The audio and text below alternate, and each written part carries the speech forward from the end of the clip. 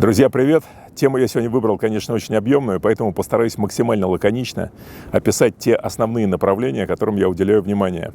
Первое – это цели и задачи. Мы уже с вами обсуждали в этом блоге вопрос, вы знаете мою точку зрения, что я считаю цели и задачи, они очень призрачные, и по мере того, как мы к ним движемся, и цель меняется, и мы меняемся. Поэтому жить ради цели и потом достичь ее и понять, что смысл-то был не в ней, а в чем-то совсем другом, или что уже замаячила новая цель на горизонте. И это постоянно быть вот в этом процессе, типа вот она, вот там где-то счастье, где-то вот оно там, а потом ты прибегаешь и думаешь, о нет, оно оказывается вон, сдвинулось, оно еще дальше. Можно пропустить процесс.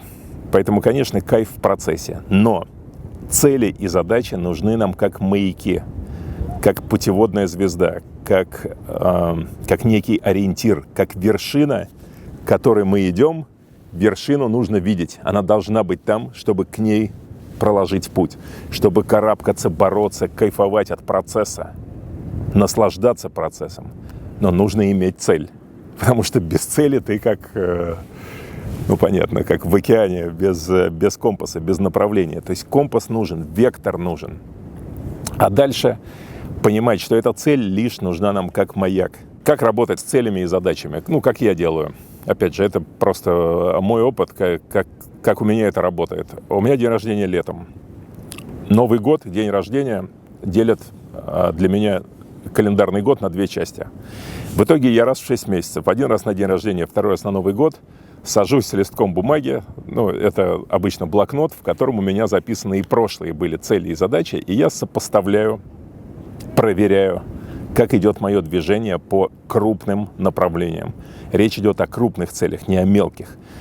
То есть здесь вопрос о целях, на достижение которых требуются месяцы или годы. Я это делаю уже лет 15, наверное. Да, может быть, даже больше. Самое удивительное, конечно, читать то, что было написано 15 лет назад. Некоторые вещи пересмотрены, большинство выполнено. Здесь... Причем, знаете, это никогда не будет глупо прочитать то, что было написано 15 лет назад, потому что мы на самом деле, я считаю, что мы сильно умнее не становимся. У нас опыта прибавляется. Но внутренне, если ты честен с собой 15 лет назад и честен с собой сегодня, тот, с кем ты честен, то есть та сущностная, центральная единица или я, вот это самое главенствующее я, можно так сказать, оно по сути не меняется. Поэтому это полезная, очень полезная практика именно для выработки честности с собой, понимания себя на длительном отрезке времени. Второе направление. Я бы это назвал так: постоянное вычищение или уборка внутреннего пространства. Сейчас я объясню, о чем здесь речь. Какими бы позитивными мы ни были, и как бы нам ни казалось, что мы так хорошо и светло смотрим на мир, все равно к нам внутрь закрадываются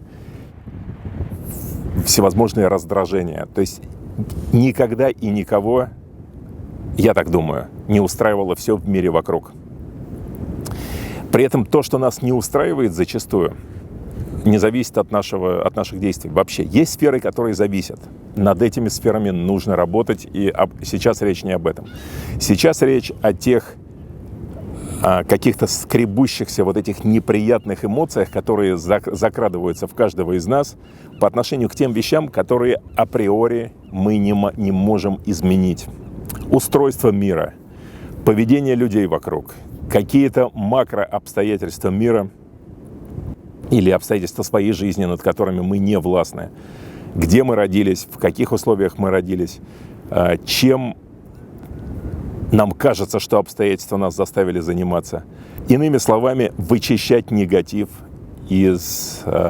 изнутри себя.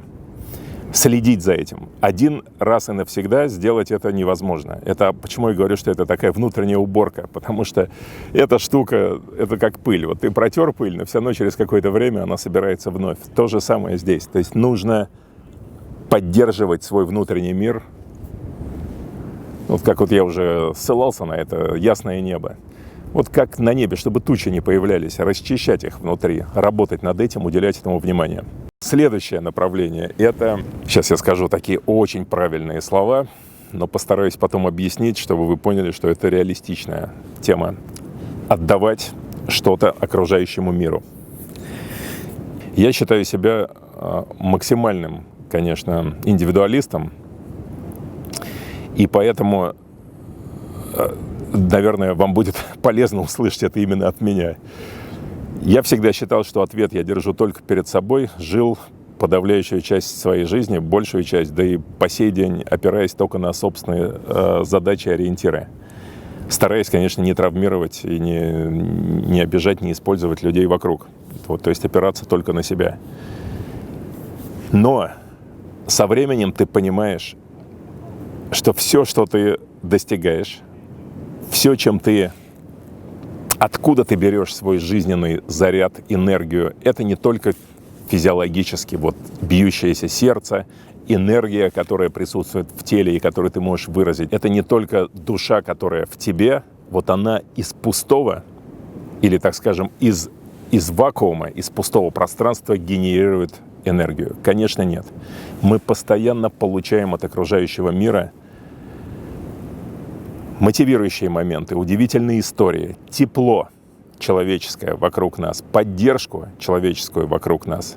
Мы говорили с вами в прошлом выпуске или несколько выпусков назад о хвалебных словах, о позитиве. Но сейчас я говорю не об этом, я говорю именно о поддержке, о человеческом плече.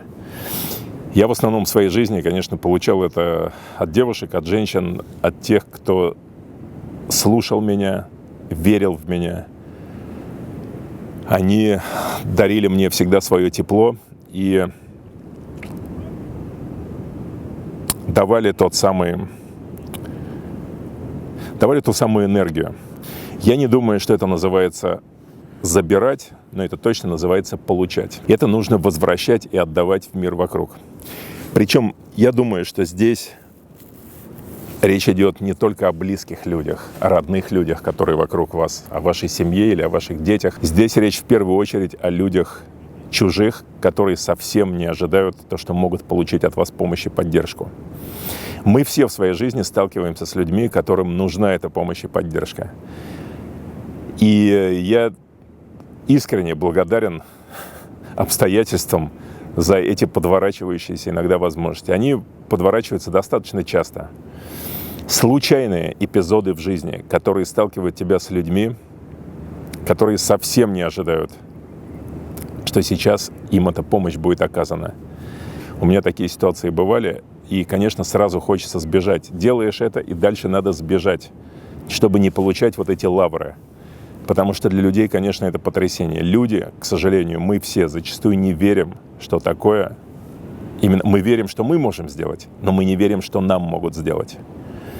И поэтому, когда это происходит, именно когда удается отдать, ребята, это такое счастье не опишет это состояние. Именно чужому человеку, который не ждет. Потому что в этот момент ты понимаешь, что нет чужих людей, что мы все как клубок вот так переплетены в этом мире, и мы все могли бы быть друг другу братьями, сестрами, родителями, детьми, друзьями, возможно. Потому что есть люди вокруг, которые могли бы быть нам друзьями, мы их просто не знаем. И в других странах, которые могли бы быть друзьями. В общем, мы все большой такой коллектив, который мог бы состоять из 10 человек, но он состоит там из 7 миллиардов. Но так или иначе, давайте стараться все-таки неожиданные вещи совершать и почаще для людей вокруг. Вот это, я считаю, направление, которое упускать нельзя. Упускать нельзя. Оно создает вот этот круговорот, вы понимаете? Оно создает, что мы... Но мы связаны. Вот как ты ни крути, каким индивидуалистом ты не будь, но связаны мы все. Мы все в одном вот этом каком-то потоке. Соответственно, если ты только вот в тебя поток втекает, вот тебя поддерживают, любят, заботятся, дарят, а ты скупишься, потому что тебе ведь мало. Ведь нам же всем не хватает, нам же надо побольше. Нам же вот счастья мало, нам надо больше, вещей нам мало, я не знаю, времени, чего там делать. Я такой же, мне как жадный до жизни, хочется больше всего. Так вот, стоит немножко выпустить из себя, отдать, поделиться, разделить. Это просто душа поет, не передашь словами. В общем, это крутой дар. Следующее направление. Это, наверное, сложная штука. Я уже как-то с вами говорил про этот последний день, последний месяц, последний год. Ребят, нужно периодически это упражнение делать с собой. Нужно представлять, что тебе остался жить месяц или год, и проверять, делаешь ли ты в своей жизни то, что на самом деле хочешь делать. На самом деле, чему ты хочешь посвящать свое время. Не терять из виду этот момент. Не воспринимать жизнь как какой-то бесконечный отрезок. Во-первых, ты можешь забыть и о том, что счастье не когда-то завтра наступит.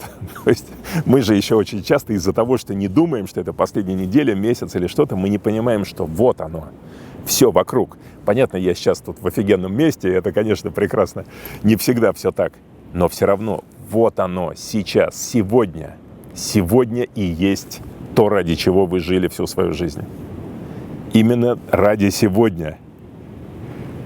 Не ради какого-то... Мы же все время это грезим, когда-то там, через год, через еще немного, еще чуть-чуть, еще я поднаберу, поднакоплю чего-то. Еще немного на работе, еще продвинусь. И тогда-то настанет настоящая жизнь. Ребята, это самая вообще тупиковая ошибка. Нет, все уже сейчас, все уже настало, и оно вокруг вас. Поэтому напоминайте себе, что времени... Иногда, это не негативная совершенно история, но напоминайте себе, что месяц или год, представляете, делаете ли вы то, что должны. Многие говорят, кстати, в ответ на это, что тогда на работу точно никто не пойдет. Не согласен категорически. То, что я сейчас делаю, сидя перед этой камерой, мне же тоже нужно было сюда прийти, продумать план. Друзья, я вам говорю от всего сердца. Я бы сделал это. Если бы это был последний час, наверное, не сделал бы, если бы был последний час. Потому что я бы скорее потратил время, чтобы просто на все это посмотреть и поблагодарить. Но если бы был последний месяц, то 100% сделал бы и не раз то, что я сейчас делаю. Потому что мне хочется поделиться с вами. Вас я представляю, тех, с кем я встречался на всевозможных мероприятиях. Я видел ваши лица на улицах, когда вы ко мне подходите. И таких встреч уже в моей жизни тысячи. Я вижу эти горящие глаза, я вижу эти слова благодарности, которые, понятно, как я вам уже рассказывал, я стараюсь внутрь не пропускать, но я же понимаю, что что-то в этом есть, какой-то смысл в этом есть. Значит, это надо делать. И мне приятно. Следующее направление. Поиск и обучение чему-то новому на постоянной основе. Независимо от того, достигли вы успехов в какой-либо сфере, или лучше даже буду говорить о себе, независимо от того, какие вещи получаются и насколько круто они получаются, это не значит, что нужно замыкаться только в них. Я все время стремлюсь учиться чему-то новому, читать вне зоны комфорта. То есть темы, которые тебе близки, и которые ты уже знаешь, что тебе интересны. Можно читать и художественную литературу, и научно-популярную, и исследовательскую литературу на те темы, которые тебе уже по душе. Но это застопоривает нас, стопорит тебя в каких-то сферах, сужает картину мира. Благодаря тому, что мы постоянно должны стремиться изучать что-то новое, расширяются горизонты мировосприятия. В итоге у тебя сохраняется свежесть того, как ты смотришь на мир, спектр вариантов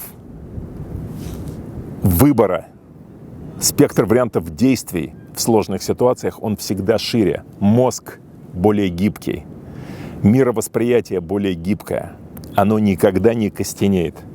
И это достигается именно благодаря тому, что ты заставляешь себя буквально за шкирку идти на какие-то новые курсы, на какой-то новый тренинг съездить, какую-то новую книгу прочитать, спросить у знакомых, а что вы прочитали сейчас? И они тебе скажут, я прочитал биографию Эйнштейна.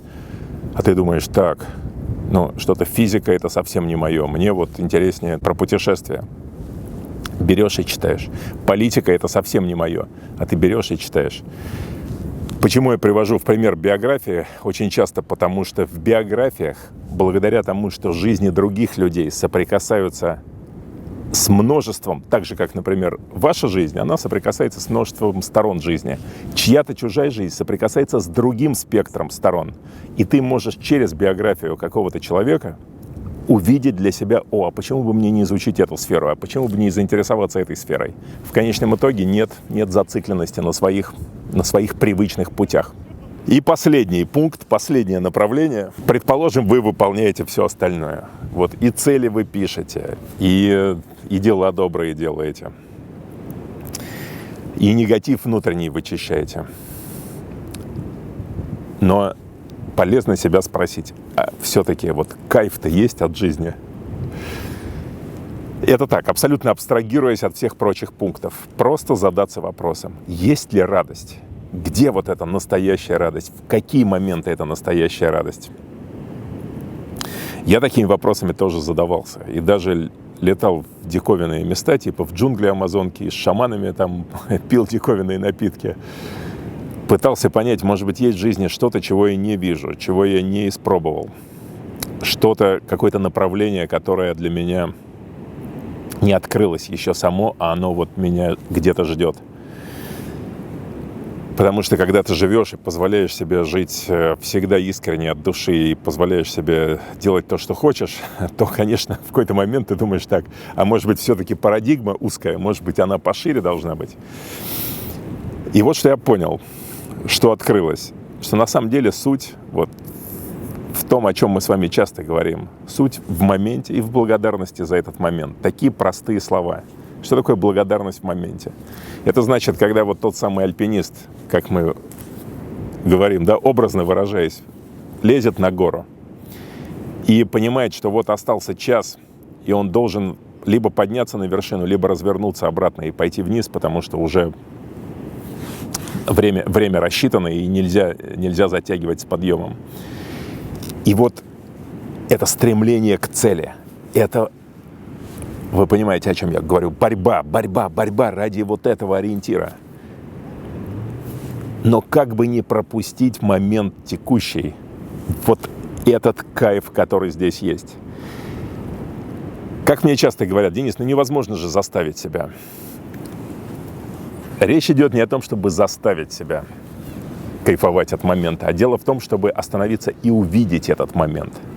Вот это, я считаю, требует нашего внимания. Причем здесь очень много контраргументов. Посмотрите на детей. Дети счастливы.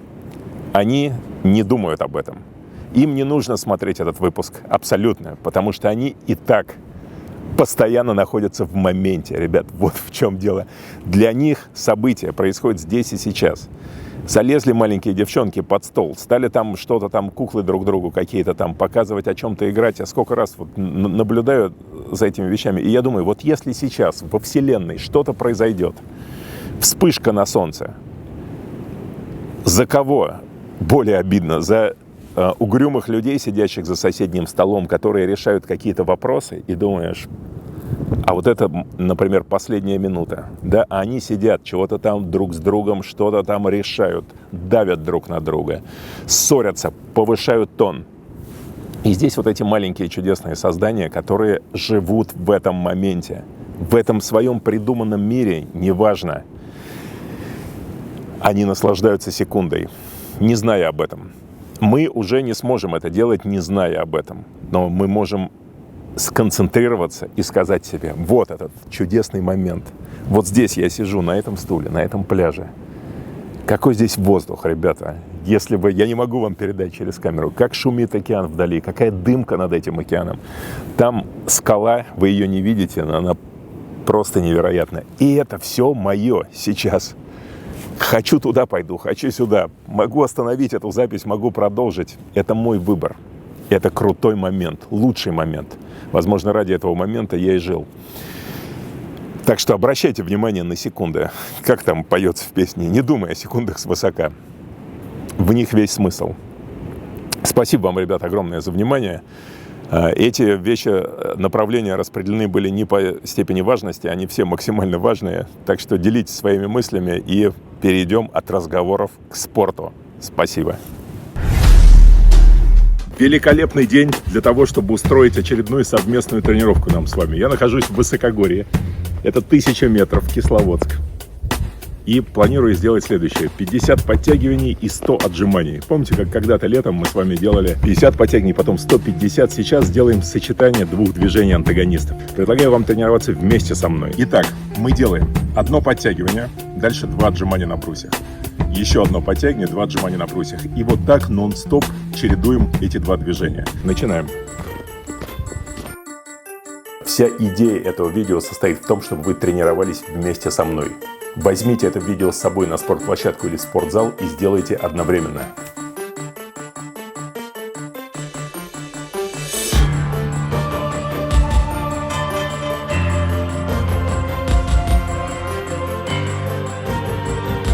Два.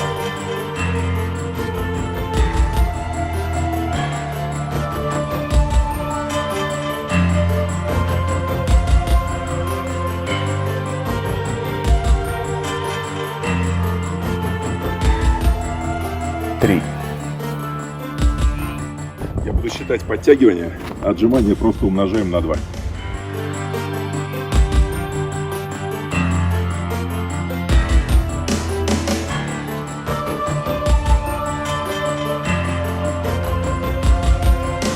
4.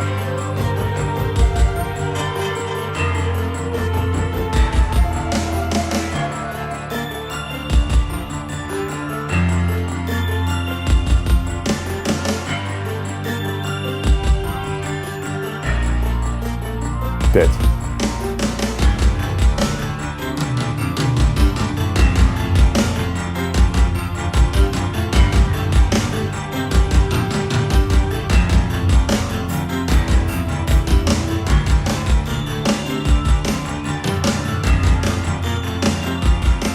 6.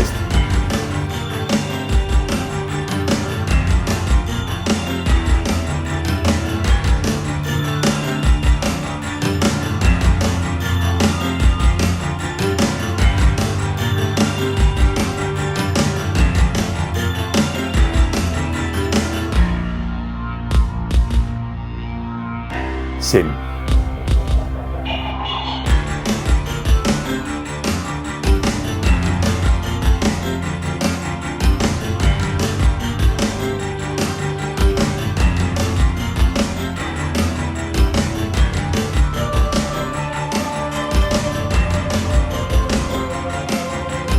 8.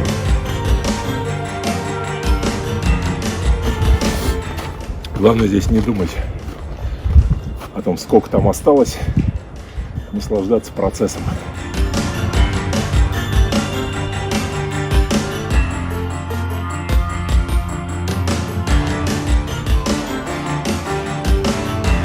Девять.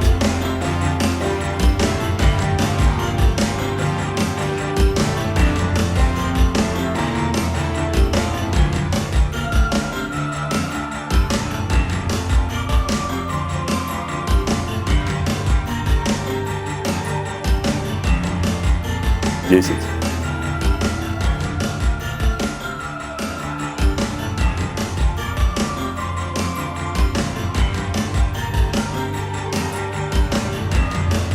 1-я часть сделана. Пойдемте покажу вам, в какой красоте мы сейчас находимся. Я понимаю, что не всегда удается тренироваться именно с такими видами. Я покажу сейчас вам Эльбрус, ребята. Не что-то, а самую высокую точку в Европе.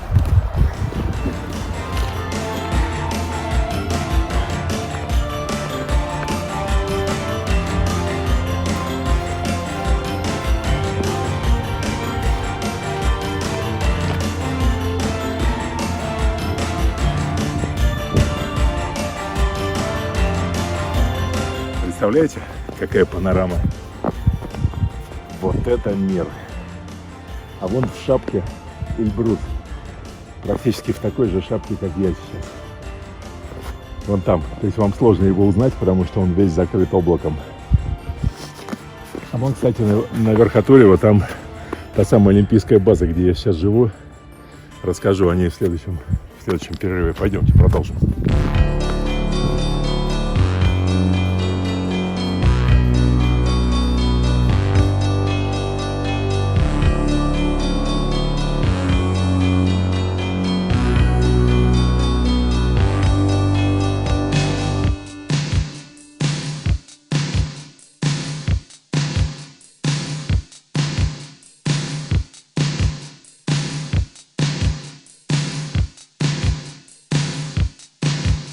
11.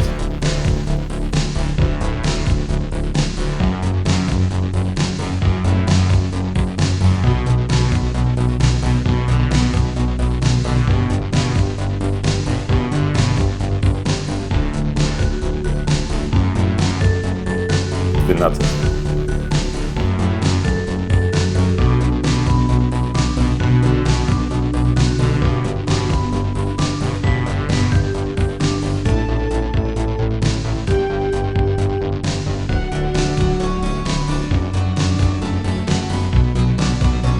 13.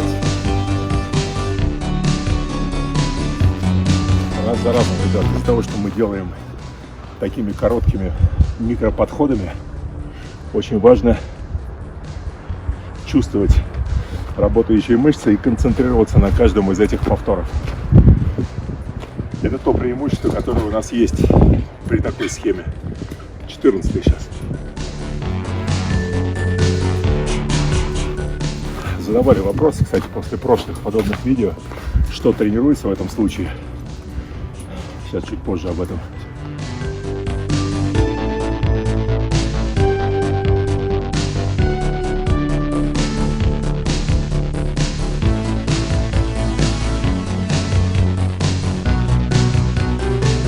Пятнадцать.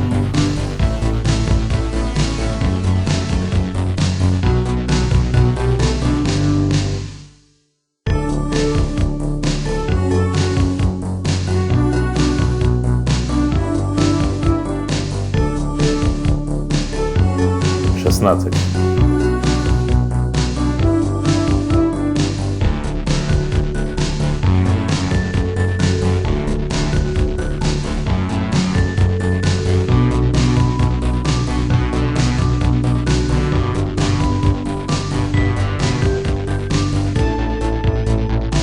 17.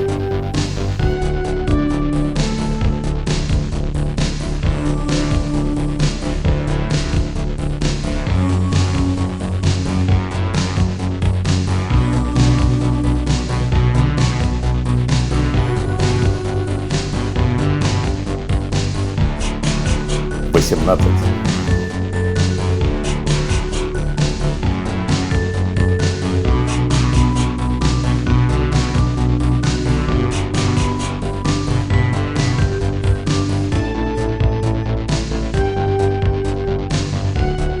19.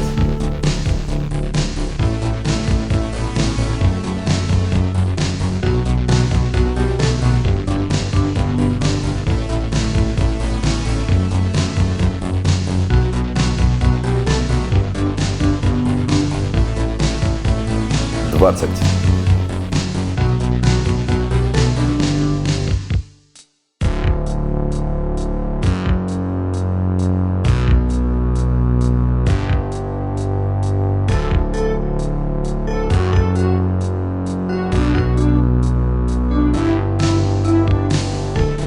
У нас то тяга, то жим, то тяга, то жим. Очевидно, мышцы противоположные. В совокупности накапливается общая усталость. Как раз сейчас я ее ощущаю. Еще, конечно, чуть высокогорье дает знать. Хотя я сюда приехал 3 дня назад. Вот отель на 1250. Здесь где-то, наверное, 1050 высота. В общем, это в целом такая мощная физкультура, назовем так. Конечно, лишь подобных упражнений недостаточно. То есть, несмотря на то, что работают почти все мышцы верхней части тела, но, конечно, этим тело не построишь, нужно еще добавлять что-то в тренажерном зале, что-то более изолированное. Но как общее придание тонуса и наработка объема – это великолепное сочетание. Продолжаем.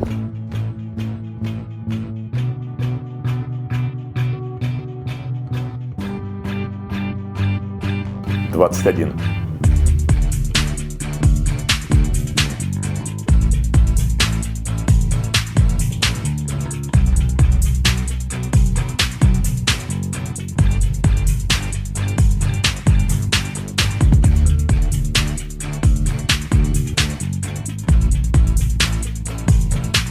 22.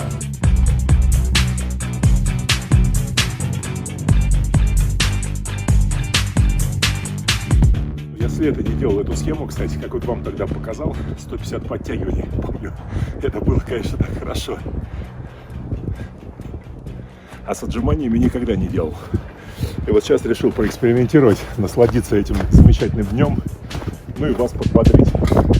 Все-таки вместе веселее тренироваться, да?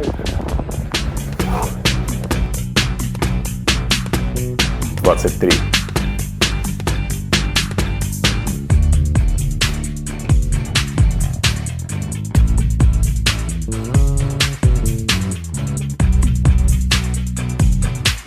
Но мы сделаем хороший объем. 100 отжиманий с весом тела, это замечательно.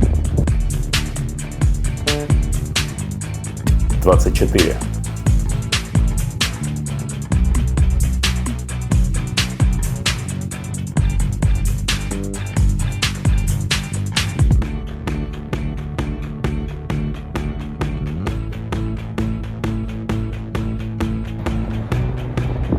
'Хотя ценить надо, конечно, не рваться, закончить, а надо наслаждаться процессом.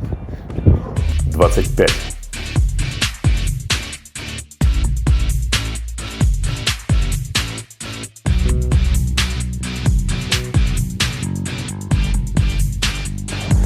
25-50. Уже ничего. Это, по сути, такая мощная зарядка, если таким словом называть. Такая крутая зарядка.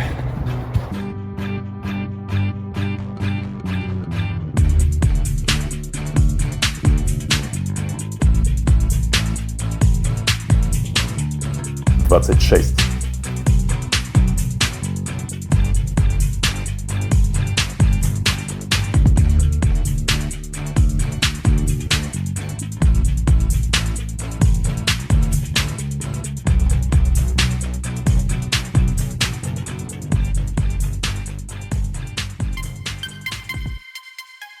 27.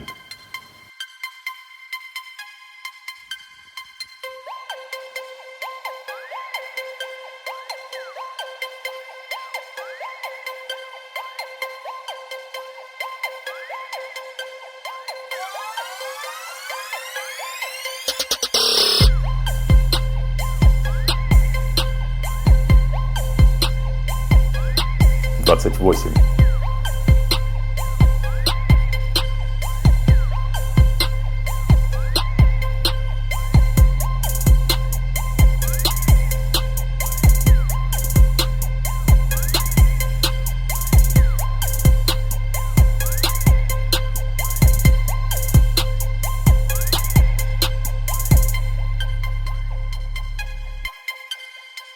29.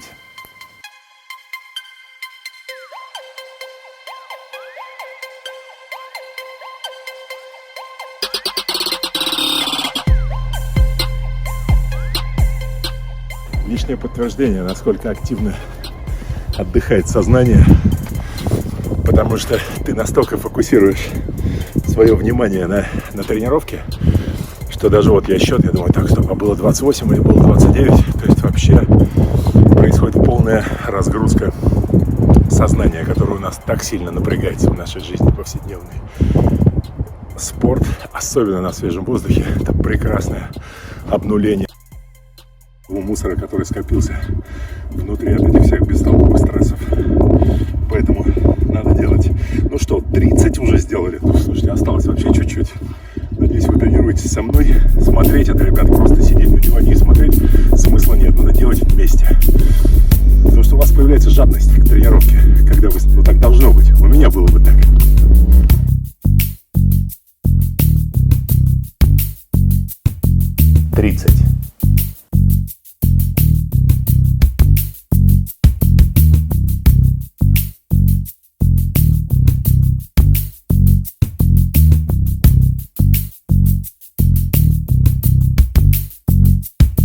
31.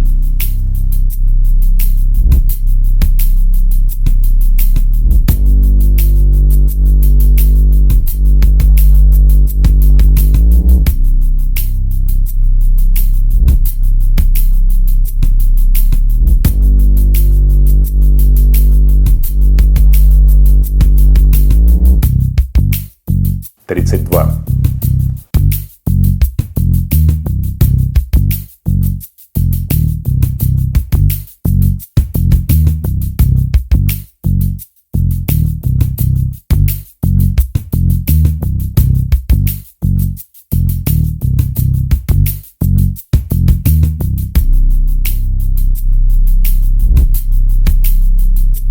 33.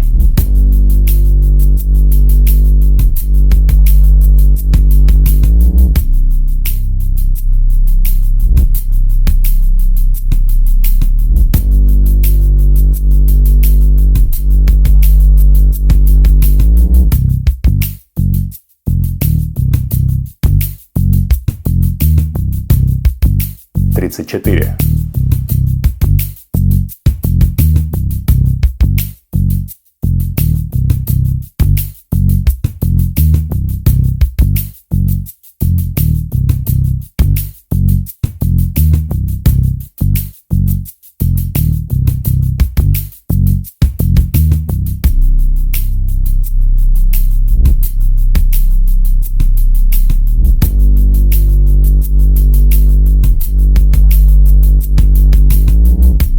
35.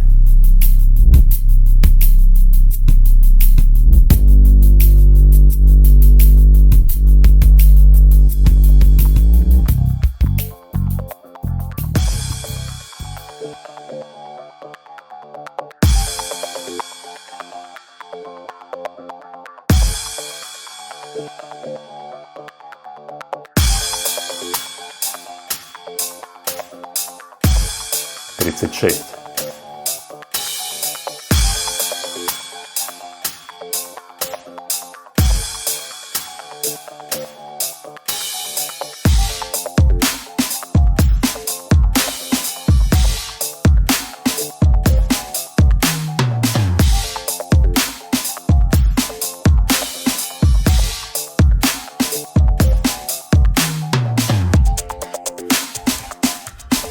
37.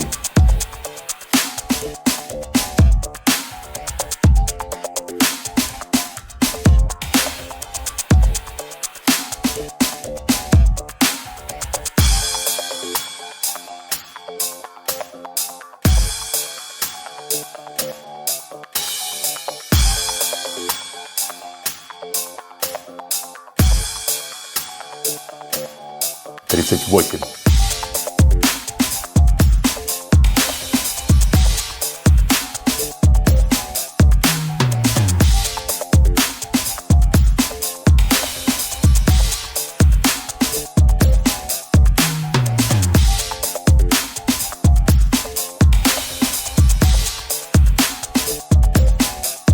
39.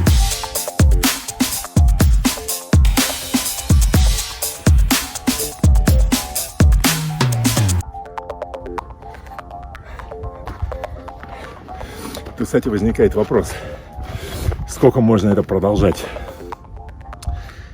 Я думаю, что ограничением будут не конкретные мышцы, вот конкретно трицепс, конкретно там широчайшая или бицепс. Ограничением будет общий запас энергии. Почему я как раз сейчас ощущаю некую растренированность у себя? Ну, либо это из-за высоты, либо от того, что я месяца 2 не делал вообще ничего с весом тела, реально. То есть я тренировался в спортзалах, но так пореже сейчас, потому что я на велик переключился. По Калифорнии проехал несколько отрезков велосипедных. Перешел на другой тип тренировки. Сразу снижается навык. Поэтому надо регулярно все-таки такие вещи делать. Я считаю, надо там хотя бы раз в 2 недели себе такое устраивать.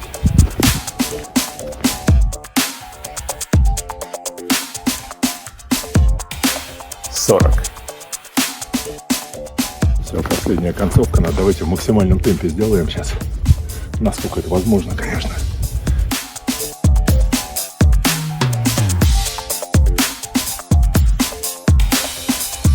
41.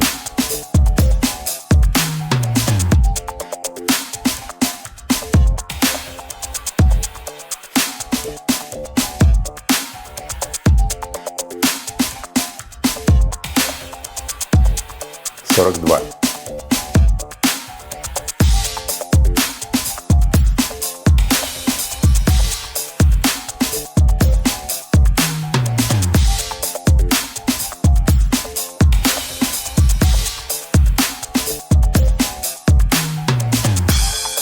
43. 44.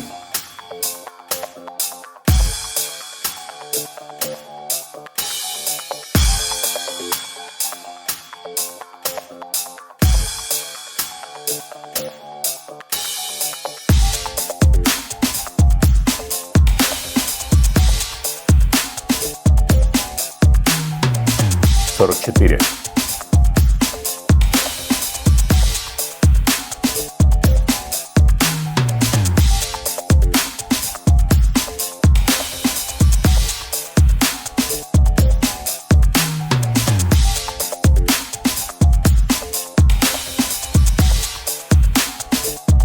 45.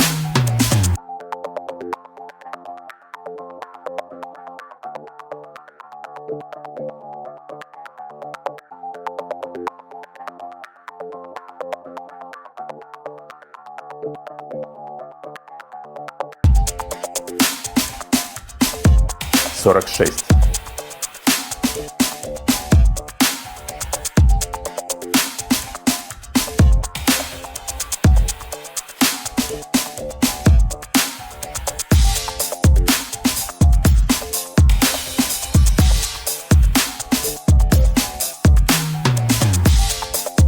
47.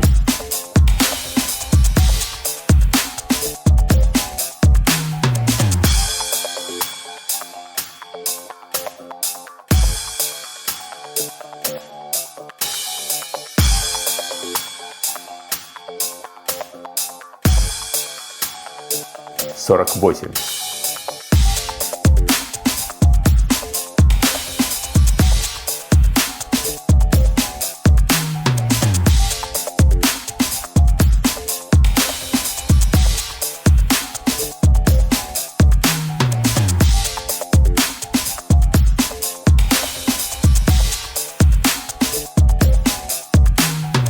49.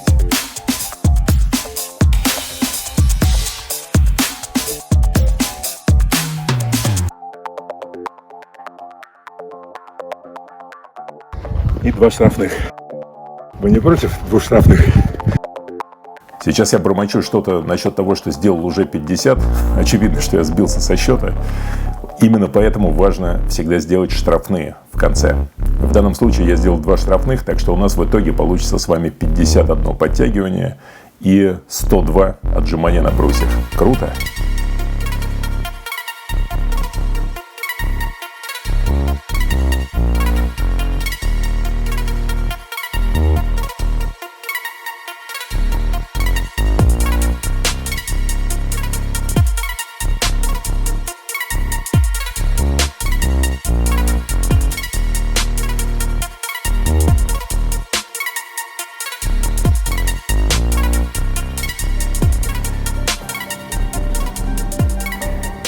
С благодарностью. Надеюсь, вы кайфанули тоже. Это круто. Поработать, особенно в конце, сказать себе, что ты сделал то, что наметил. Здесь вопрос в терпении, только в терпении. 30 минут, я думаю, всегда можно найти, особенно за компанию. Спасибо вам, если делали это вместе со мной. Если вы просто смотрели, то я вам сочувствую. Бегите скорее на турник.